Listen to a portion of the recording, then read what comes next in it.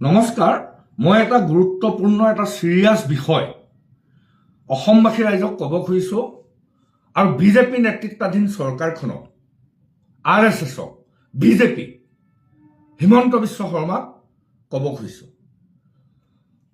ইতিমধ্যে নৰেন্দ্ৰ মোদী ডাঙৰীয়াই কৈছে, কি বুলি কৈছে যে দেশৰ অৰ্থনৈতিক অৱস্থা বেয়া, বিদেশলৈ নাযাব। বিজেপি দলৰ মানুহে কৈছে মিঠাতেল নাখাব।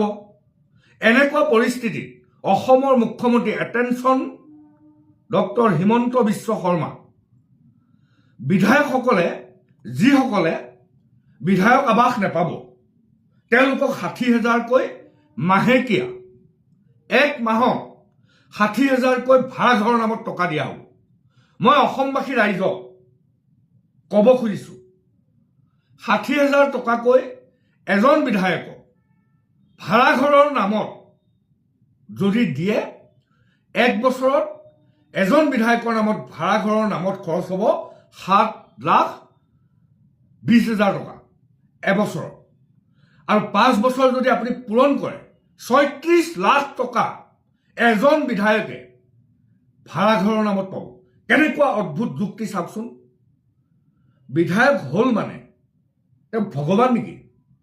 বিধায়ক হ'ল মানে তেওঁ পৃথিৱীৰ সাধাৰণ জনগণৰ পৰা পৃথক নেকি?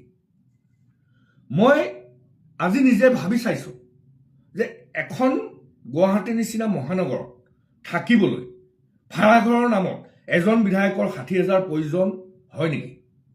যি সময়ত এজন মানুহে খেতি কৰা খেতিয়কে ধান ৰোৱাৰ সময়ত, আলি কটাৰ সময়ত চাহ শ্ৰমিক এজনে দিনটোৰ পৰিশ্ৰম কৰাৰ অন্তত 500 টকা পায়, মানে মাহে 15,000 টকা ইনকাম।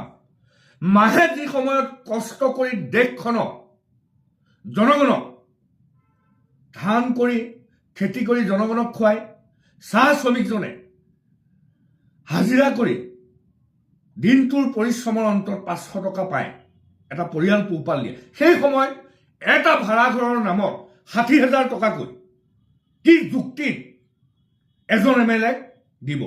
মই আকৌ কৈছোঁ 60,000 টকাকৈ যদি মাহেকত দিয়ে এজন MLA ভাড়া ঘৰৰ নামত, 60,000 পূৰণ 12 মাহ 7,20,000, 7,20,000 পূৰণ 5 বছৰ 36 লাখ টকা।